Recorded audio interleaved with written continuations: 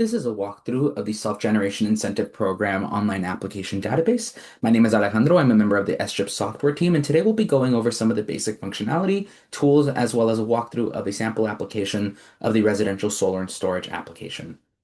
Before we get started, I just wanted to note some of the features that you'll see on the screen here today may be a little bit out of date by the time that you are viewing this recording.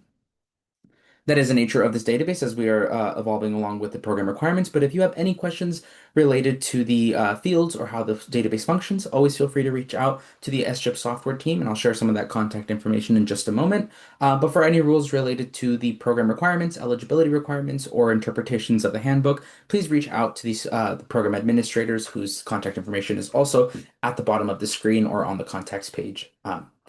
But yeah, let's get started here. So what you're seeing right now is the SGIP or Self-Generation Incentive Program's landing page here at selfgenca.com. You'll notice my URL is slightly different. I am on a demonstration server, so you will see selfgenca.com as it exists right now on the database or on the production site here. But for the purpose of this demonstration, I'll rely on on this demo database up top. All right, so on this landing page, you'll have a few different buttons that you can press here for tools that are available to the public. So you don't need to log in for any of the tools that I'll show you here. And you'll notice I have my information filled in, but I'm not fully logged into the site. So one of the features here on the home page is this check my application status. So if you have an application in the database and you are looking for the status, you can always click this button here and click my check my status. So you'll see this one has already been filled in. So let me go ahead and try to refresh the page. There we go. I'm logged in. So if we click the application status here, you'll see there's this format for the application code. This application code will be available once you've submitted your application and it has been confirmed and entered into the database. But if you just have that application code, which is likely shared with you over email, you'll go ahead and click this. So this is a sample application that I've already created. I'll check my application status, and again, we'll see that RF confirmed, status state, and a current definition of that status. Below here is the login page. We have a forgot username or password. If it's been some time since your last login, but just as a general note, both username and passwords are case sensitive. You'll see here we also have links to some of our registration forms. So we have the applicant registration here and the developer registration as well. So let's go ahead and open this applicant registration. For the applicant registration, you'll see this web form here to fill in some of the company profile information as well as account admin details. So your account admin will have permissions to add or remove other users from your applicant account. You'll also have these brief questions up here to assess whether or not you need this applicant profile. So for example, if you're a homeowner that will be managing your application on your own, you will definitely need a profile. Or if you are a member of an organization and this is the first time you've been all set up with an application profile, an applicant profile here on selfgenca.com, then you will see that this option is applicable to you. But if your company has an applicant account set up, or if the applicant company that you are entering here under this bottom option for a new account already exists, you'll get some kind of notification letting you know that this profile has already been created. All right, clicking back, we'll go back to the home page here and see the developer registration. So let's go ahead and open that. So for the developer registration, you'll see a couple of different things on this page. So first, you'll see some instructions on the developer eligibility and registration here as text, but you'll also have a download link to the developer eligibility application, which you will email to sgipgroup@sce.com once you filled it out. A link to the approved SGIP developer list, either if you're a member of the public looking for a developer near you, or if you want to see if your company or organization has already been enrolled as an SGIP developer, you can always check this Excel download. The other link on this page is the Advanced Payment Program Eligibility Form. So to download the enrollment form, you can go ahead and click this. And once you fill that out, you can email that to the selfgeneration@selfcalgas.com to enroll in the Advanced Payment Program. So let's close these two. Another link you'll see at the bottom of the screen here is the public announcements page. So public announcements are posted on the Self-Generation Incentive Program or Self-Gen website. And you'll see that there are dates as well as a banner if you weren't logged in as an applicant. Whenever there is a new announcement posted, you'll see in just a moment, I believe my account hasn't read the latest updates. So once a new account is posted, you'll get that banner, but otherwise you can track statewide announcements on this page or by clicking statewide announcements up here on any of the pages once if you're not logged in. Now, down here are a couple useful links that we'll explore up top in just a bit, but just in case you need a faster reference for them, you have a download for the handbook, so you can click this as a hyperlink. Or if you want more information on the program, you can visit the forms, documents, and FAQ pages. You can also see the incentive step tracker developer caps if you click this link here, or the developer eligibility application that we saw up top in this link right here. But let's go ahead and explore the options up here on the toolbar before we jump into an application demonstration. So we've already visited the statewide announcements page. Let's go over the forms and documents page. So this page, as the name suggests, includes a lot of forms and documents that may be important to either submit to your application or just for general information about the database or program. So, for example, you can find links to our handbook resources here, or links to workshop materials, reports, some calculators, stuff like that should all live here. There is this program provided application documents and forms. These are documents that you may need to submit during the application process. So they are split up by application stage. And you can go ahead and download these and fill them out as needed by your application and submit them to the documents panels in each application, which we will see in just a moment. Some other useful links here are some of these external pages. So SGIP approved demand response programs, things like this are very informative if you are interested in applying and don't know exactly how to fill out your form. You'll see links again to the developer registration page and the approved developer list. You'll also see some equipment information, so the California manufacturer list, the verified equipment list, and you'll also see registrations for performance data providers if you are interested in becoming a PDP for the program. Now let's go over to the next page here on the toolbar, and that is the waitlist. So, oh, sorry, program metrics. We should visit that first. So, program metrics are split up by PA and some information on the current active status for this budget category. So, you can select from this budget category dropdown. So, say, for example, I want to look at what this demo server's current budget availability for the large scale storage budget is. So you'll see the current status is waitlist for some of these program administrators that are near their capacity or at their capacity for budget funding. Um, or you'll see the status is open if they are still opening or accepting applications. Below this, you'll also see current incentive rates and steps. So in this demo server, you'll see we are in step 5 for large scale storage with an incentive rate under PG&E for 25 cents per watt hour. So that's where all this information should be stored. You'll also see some of the statewide caps or some of the caps related to the program. So there's the statewide developer cap, the residential storage non-resiliency cap, the residential solar and storage equity non-tribal cap, and the residential solar and storage equity non-POU cap. So these are actively tracked as applications are submitted.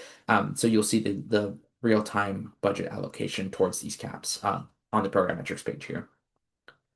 Now going back to the waitlist page, up top here. So like I mentioned, these budget categories are in waitlist, and you'll see the same information here, CSE, SE, and SCG's waitlist for the large scale storage budget. And if you see the blank area here, that means that those budgets are likely not in a waitlist, similar to how PG&E was still open for large scale storage. So to actually view it, you just click this link here, and it'll open a separate page showing you the current applications in the waitlist and the incentive amounts reserved ahead of them. All right, now let's go ahead and visit this frequently asked questions page. Frequently asked questions, as the name suggests, stores all of our FAQs and training documentation, including the old SGIP database walkthrough and FAQ, the SGIP GBD, the green button data PV overlay tool, how to fill that out, and a link to the tool itself, as well as the energy storage sizing tool and some of those links to those resources.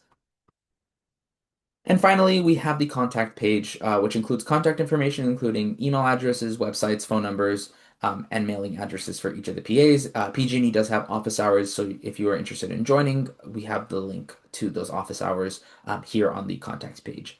And below, you'll also see the SGIP software team. This is our email address, so if you email or call sgipsupport@energy-solution.com or 877-651-8608, you'll likely receive me on the other line. I can help with any questions related to the program, to the program website, including how to fill out or questions related to the to any of the prompts you may receive, validations, or clarification on how the website works, we're happy to help.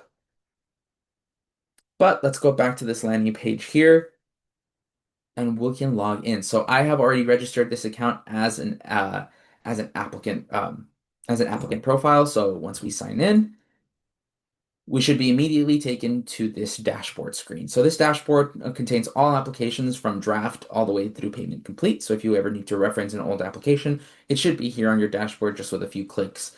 You'll be able to find or sort the values as well. So if we wanted to sort in terms of status, we can click this sort button to switch to how this dashboard is organized. You'll also notice there are some submit buttons here. So applications that are at or near submission will allow you to click this button. This is only for the draft status at the beginning of the application process, but it'll take you to the submission screen where you can click this check my application button and see if there are any missing requirements or if you're ready to submit.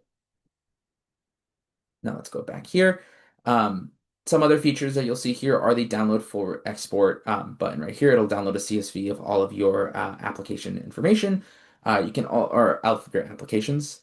You'll also see this data entry value. So if you have many applications and want to see more on your screen at the same time, you can expand that there, or use a search functionality to search by some of the information on this dashboard here. Now, if we wanted to create a new application, we can hit this button up here, create new, and select from a drop-down of the kind of applications that we'll be submitting. So for today's demonstration, I'll be going over the solar and storage application. But since I've already created a handful, as you can tell, I'll just go ahead and visit one of these that have already started, and we can walk through the application process together.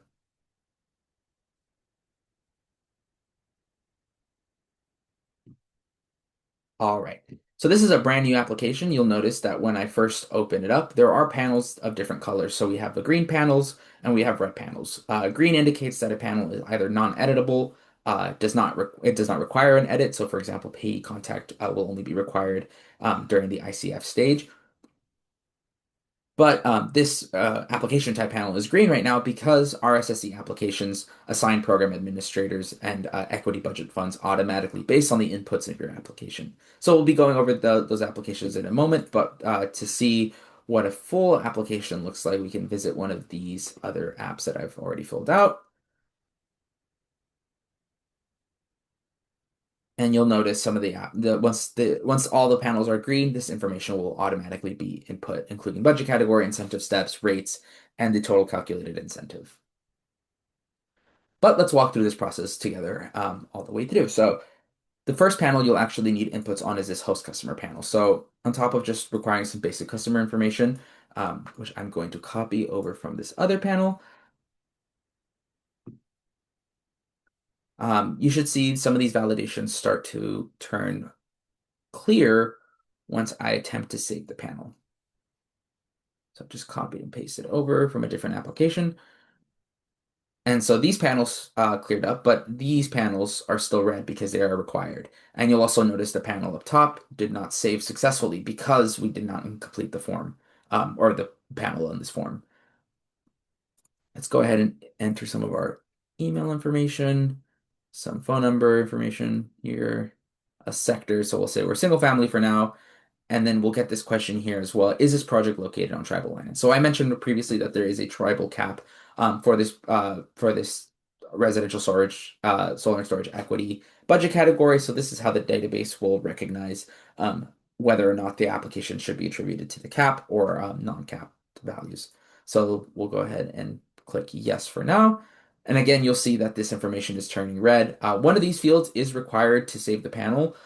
So if you click no on both, you'll notice that there's an error validation message telling you that you need to be in a low-income household, a low-income status residence in order to apply. So residential solar and storage equity, as the name suggests, is only open to low-income residential customers. So you'll see as well, for example, if I go ahead and click multifamily, when I'm selecting rate types for multifamily properties, residential is automatically locked in and they cannot select non-residential, or applicants cannot select non-residential.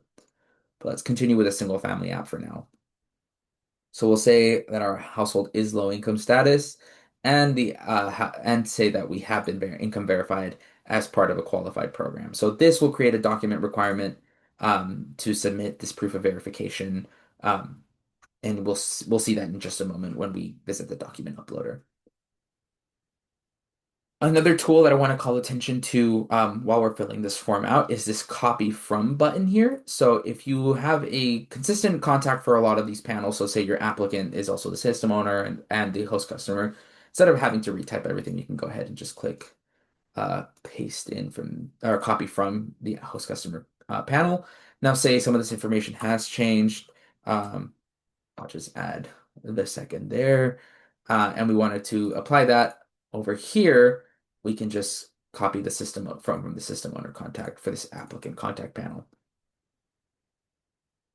And this company name I will flag for this applicant contact panel is associated with the profile that you're accessing it. So this is not editable at all points as this is tied to the applicant profile you are working with.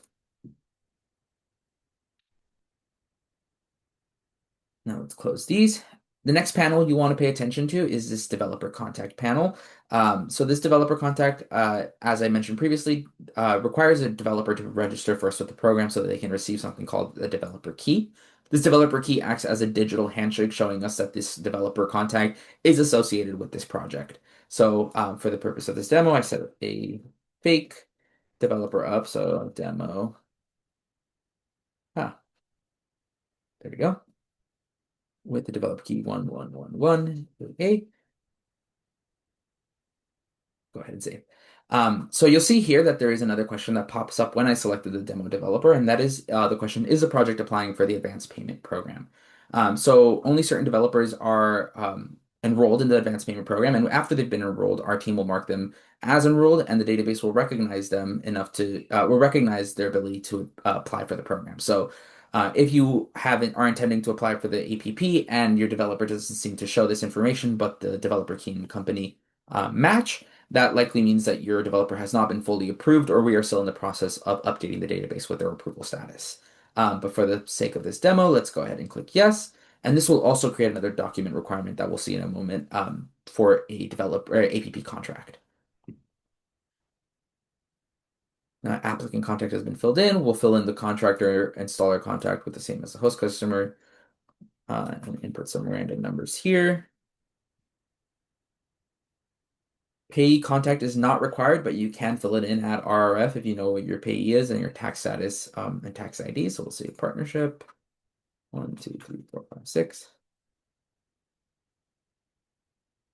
And now we can move on to the project site panel. So this project site panel is important for future information. So for example, the solar calculator panel will refer back to this project site when geolocating your address in order to calculate solar generation values for your residents. So let's go ahead and fill this in. We'll copy this from the host customer panel here. Let's say San Diego County. We'll input this question and answer this question. Is this site located in a disadvantaged community or low-income community according to the Cal and Buyer screener within Indian country? So we'll go ahead and add disadvantaged community there.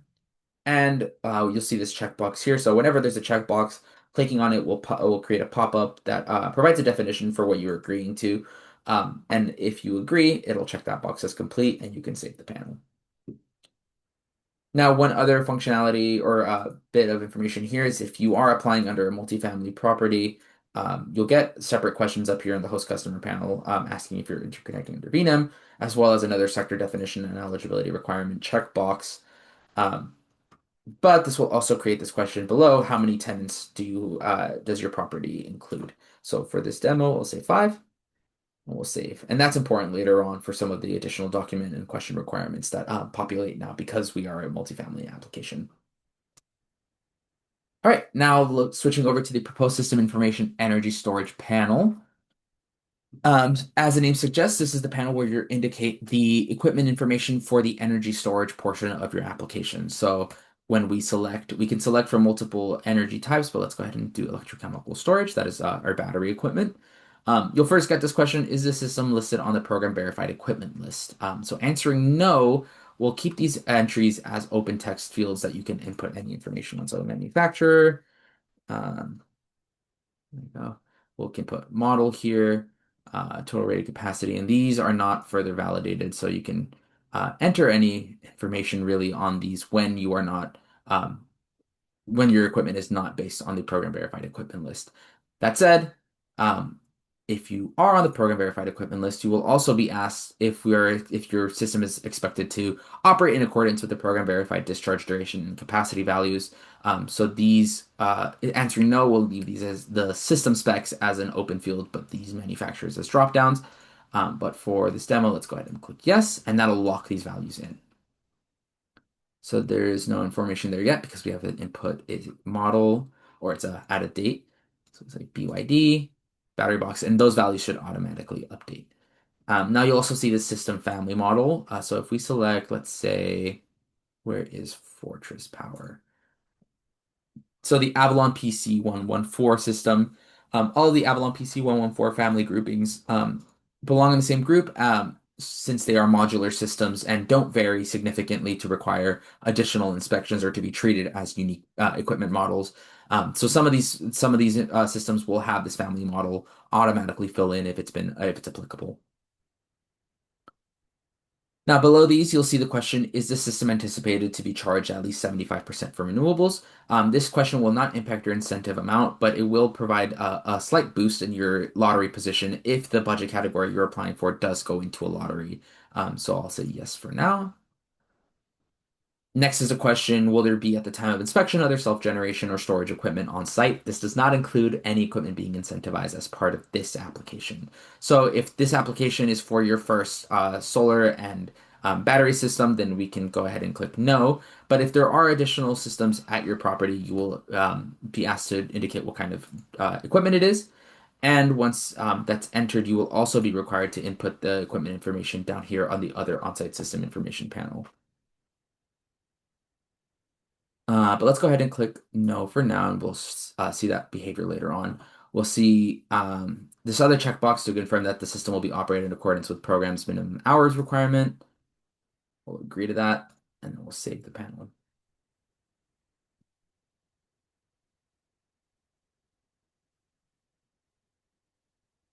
Alrighty.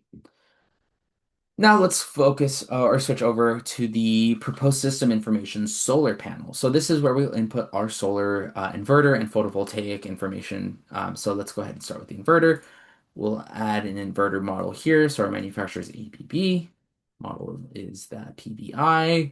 Number of inverters we'll say is 1, and the total nameplate capacity, inverter efficiency, and nameplate capacity of AC should be filled in. But if we switch up to 2, that's when we'll see that increase a bit by that nameplate capacity. So let's go ahead and save this. Now, for whatever reason, we got the model wrong or the manufacturer wrong, and we want to switch, we just click this pencil icon and we should be able to edit this information. Now let's go ahead and add in a solar model. So you'll see the manufacturer here, the model, the array type, the mounting method, the array tilt, the array azimuth, and the number of modules. 20. All right, now we'll also see the minimum shading. So at the time of this release, or at the time of this recording, June 19th, 2025, there is no derating table that is in progress as we speak. So you should expect to see a derating factor table near this answer in the future. But for now, it is just a yes or no question. So we'll say yes, save the panel, and then we'll hit calculate. So this calculator actually runs the system through PV watts a couple of times to get some of the metrics for the proposed generation with the system specifications you are indicating. So this includes monthly generation values at the proposed location and at the proposed location with optimal tilt. So the optimal tilt for every zip code is different, but this will essentially tell us how far we are from the optimal tilt for the given zip code. And you'll see some of those generation values are slightly less than what we would see with the optimal tilt entered above. Now we'll also see some annual energy total at proposed locations with optimal tilt. And then you'll also see this at zip code 92867. It might seem a little arbitrary, but this is actually Orange County, which is the best place in California to have solar or the most generation you'll receive from solar in California. So we use that as a comparison for some of the factors that we calculate down here below. You'll see the CEC rating, total solar panel area, average nameplate capacity, all of this information. Some of the important metrics are also defined below. But let's go ahead and save this panel.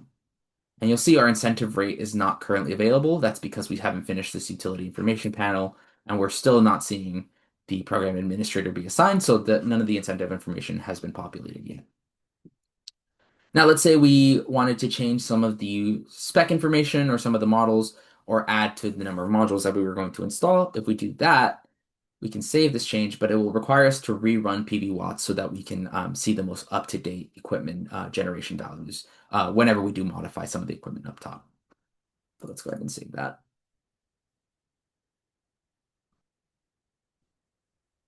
Okay, the panel's been saved. Now you'll see the other on-site system information panel here. We have the SGIP incentivized system. So if you have an incentivized system that you want to add information for to be considered for with your application, you can go ahead and click this button. This is not a requirement by default. This is only a requirement by default if you indicate that there is other equipment at your property, and the system will ask you to input some of that information. So you'll see these validation errors just appeared. Let's go ahead and keep that as no. We'll save that information there, and then we'll refresh the page.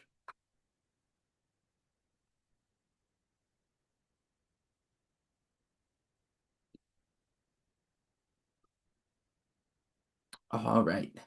The next panel is the utility information panel. So the first field that you should enter here is the electric utility. So as part of AB 209 or the residential solar and storage application process or development, there is a list of now of electric utilities that tie back to a specific program administrator. So let's say, for example, we wanted to select Pacific Gas and Electric as our program administrator. Once we save this information, and it might not show until until we fully fill out the application.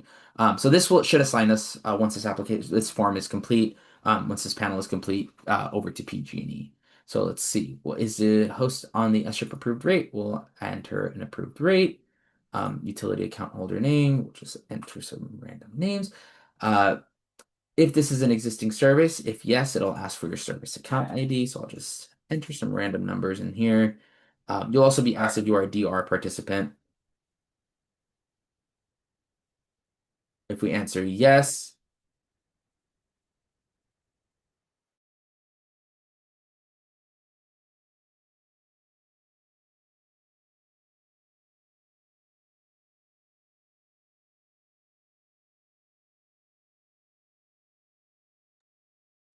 you will be asked to enter your demand response program name below. And this will have to correspond with the utility that you've indicated above. So if I entered Southern California Edison, for example, that doesn't match my electric utility. So once I entered the rest of the information here below, it should provide a validation error. So let's see, has a proposed system received interconnection to PTO? If we answer yes here, we will now see an asterisk on the interconnection date. I'll put some date in the future.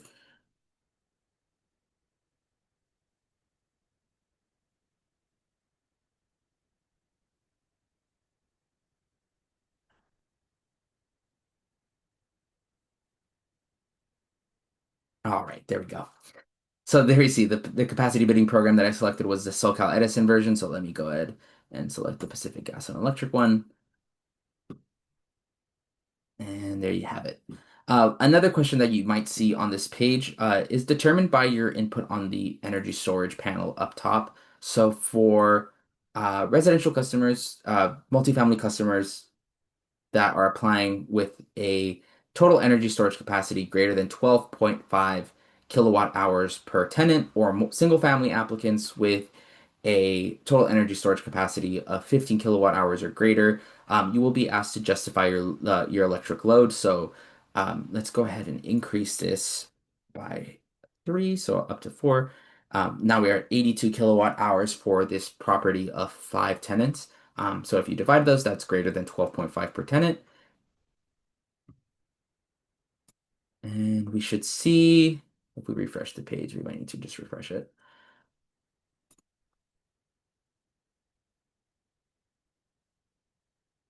Guess it didn't save. Let's go ahead and try that again. There we go. The justified load field will appear once we input that information. Anytime the justified load field is required, we will also be asked, is this proposed system based on future load growth? If we say yes, then we'll have to indicate our future load growth as well. These entries might not make sense, but just for the purpose of the form and this demonstration, I'll just input that information in for now. The final panel that we will see here is the project finance panel, or the last one that will require input, other than this developer contact panel, which I think assigns, yeah, there you go. Sorry, so just to pivot back up to the developer contact panel, if we, once we've entered the electric utility, we'll actually be asked some information on what the developer activities are, so you can just enter what the developer will be completing for your project and enter the name of the developer who's completing this task. So I'll just put developer there. But yeah, let's pivot back over to the project finance panel. So here you'll see the total eligible project cost. So for this project, I'll say there's a $20,000 total eligible project cost with $10,000 split between each of the fields.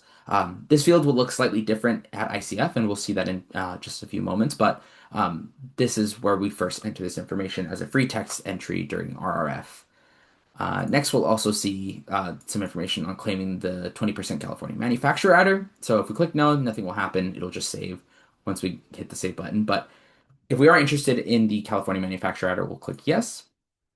And the way this works is essentially it'll sum up the values that you enter here, and if 50% or more of that value is attributable to a approved California manufacturer adder, it'll approve you for that California manufacturer adder in your incentive calculation.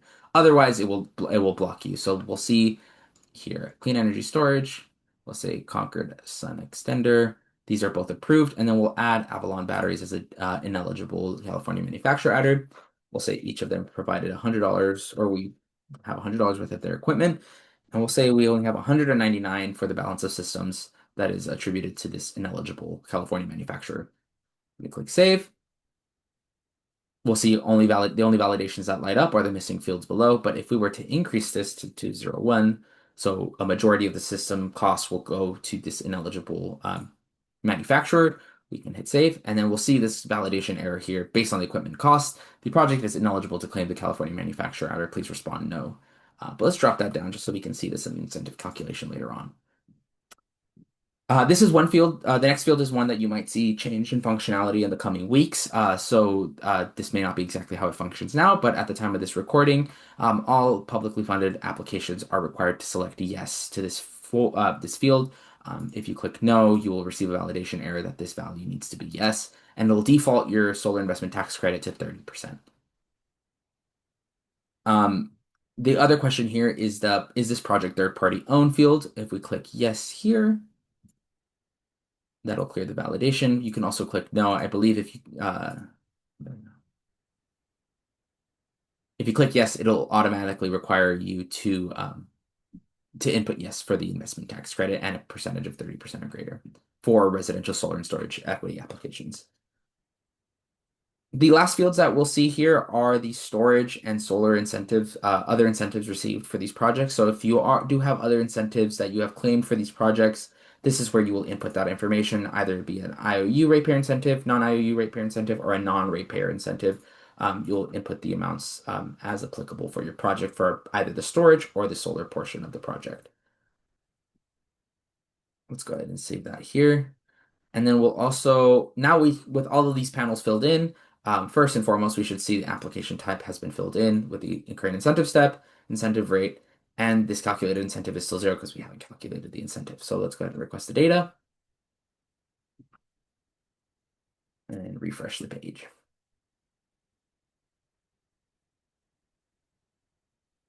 So now we'll see 14,000 as a calculated incentive.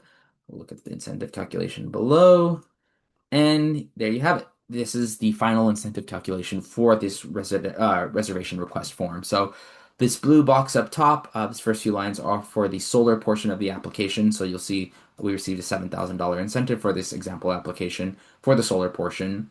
We also see the old storage calculator down here breaking down our incentive for the storage portion of this application and the total of $7,000 applied there, all for a grand total for the purple box at the very bottom of $14,000 in incentives for this application. We'll also see solar should have a base solar equipment incentive input as well. So now you might be saying we're done. We have all of our fields filled out. Let's go ahead and click submit. But when we go over here to check my application, we'll see, uh-oh, we still have a lot of documents that we need to upload. So the document uploads all occur over here on the right-hand side of your screen under the documents page. So you'll notice there are a document is required whenever there is this red asterisk next to the reservation form or next to the name. So some of these documents are not required explicitly by the program. It may be supporting information that your program administrator will request. But the only things you need to actually submit the form are those that have the red asterisk. So the advanced payment program contract, the copy of deed restriction, a regulatory agreement, all of these electric load documentation will be need an upload in order to proceed. So I'll go ahead and add some files. Actually, let me show you the print and sign feature first. So whenever you do have a reservation request form, the first time you submit it, or once you've submitted all of your information, you can click print and sign here. And you'll be taken to a separate screen where you can see all of the contact information summarized. Some of this information or questions are only applied to storage applications, so you'll see there may be some non-applicable fields in the print preview that you'll see before you. Um, but to actually print it, we'll just go ahead and click print, and we can save it as a PDF. So I'll go ahead and upload all of these documents so we can see what the application submission screen looks like, and I will be right back.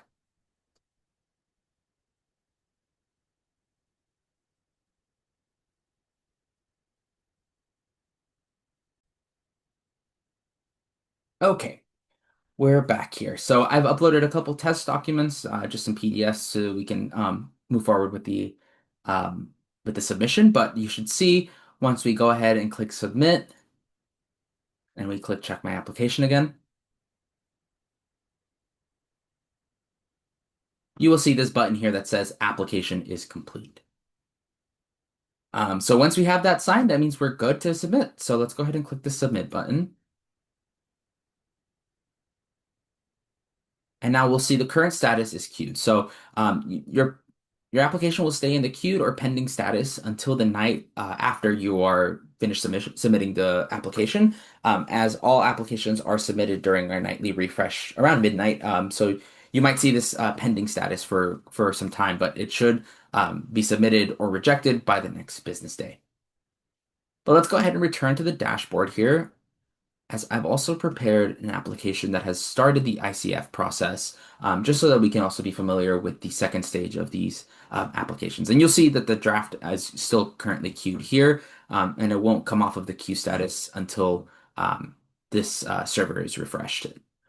For the production server, it should happen every night, but it'll stay stuck like this for the demonstration. But yeah, let's go ahead and open this one. So you'll notice all of these still have the draft dash like these 6-digit numbers here. Once your application is submitted, that's when you'll get this application code. So I've submitted a PG&E SGIP 2025 39571. If I just click this hyperlink here, this is currently an RF confirmed, meaning I just received my confirmation letter from the program administrator, and you can actually see that here on the right side under the communications tab if we open that. But to start the ICF stage, um, we'll just have to click this begin ICF draft stage, and we will begin editing this ICF form.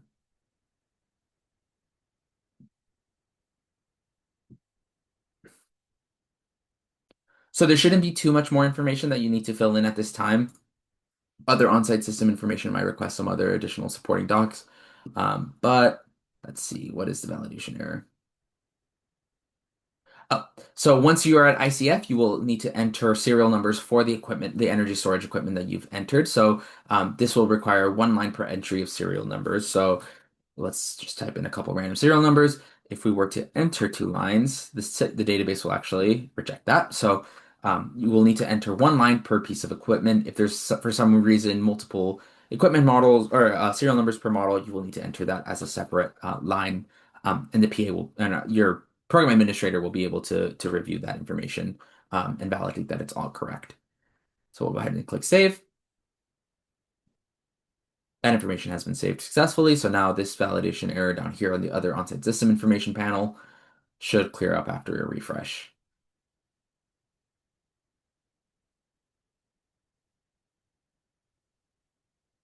And there you have it. The other field that you'll need to upload or update is this project finance field down here. So where you input this information for the total eligible project cost at RRF, it should now be um, a cost breakdown that you need to enter. So once you click this button, you'll see this cost breakdown for both the storage and solar portion of the project. So you have $5,000 here, $5,000 here, and perhaps by ICF, some of this information has changed slightly. So 450, and we'll say this was a 5,000, 0, 0.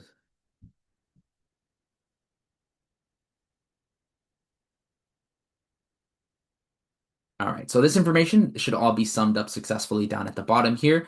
And once we click next, we'll see that our total eligible project cost has been updated. So we'll go ahead and save that.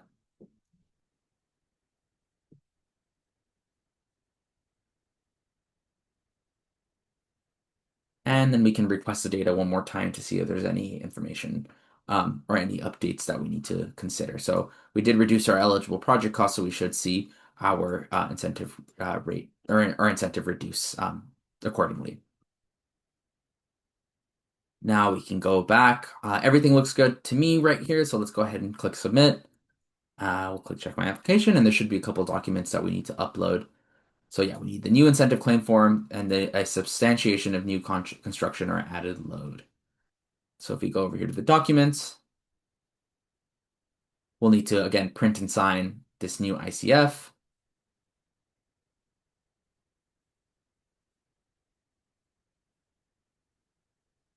And we'll do the same process that we did for the RRF, but now we'll upload it to the ICF field here. And if you have, for whatever reason, wanted to review or some requirement now enforces another document requirement at RRF, anything that you need to check from previous stages, you can simply just unlock those fields by clicking this drop down up top. And that should give you access to the test documentation that I uploaded previously. But let me go ahead and submit some of this test documentation, and I will return in just a moment. Okay, my two documents have been successfully uploaded. You'll see that their status is currently new. If I go back to the submit screen, you can check my application one last time, and the application should be complete. So let's go ahead and submit. And similarly, we will see that this form will now be in the queued status.